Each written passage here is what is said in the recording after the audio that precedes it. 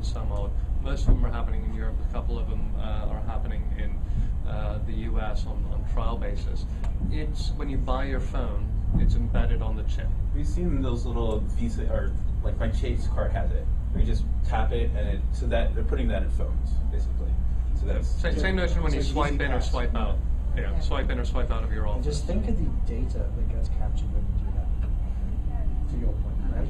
The data that gets tracked. Or they pick this up. They almost. I mean, it's unbelievable the amount that it can play. I'd like to address the why lead question that the gentleman had. It's a question that I've been asked a number of times by clients over the years. Why do I have to be the first? Shouldn't we? What? Don't want to. Scared of failure.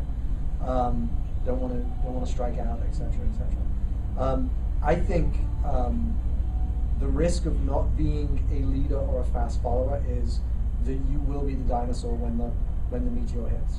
And being a big traditional food manufacturer is one thing. Doesn't mean that you have to be a big traditional slow marketer either. And your customer base are the ones that took Facebook from being a niche to a massive, massive player. They're the ones that have actually forced a lot of the, if you look at the behavior that's going on there now and defining it, they're driving it. They're changing too. I mean, so it's about tracking the change of your customer and making sure you're up with it.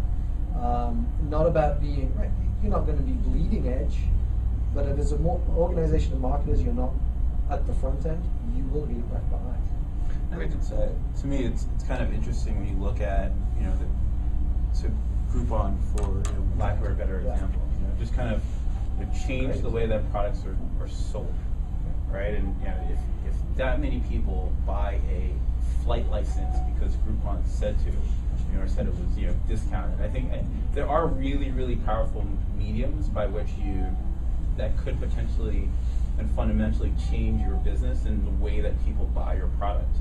And I think that we're seeing kind of people walk into stores after a certain period of time after they receive the text message, just because they open it and now you're top of mind, right? And they're nearby and those types of things. So there are very real ways to say, okay, well, this could potentially work, or like he says, those are all impressions. You run a scavenger campaign. Those are all impressions that you probably would have had to have purchased, right? And all of those purchase impressions are quantifiable. And so I think that those are things that you look at. Obviously, these are new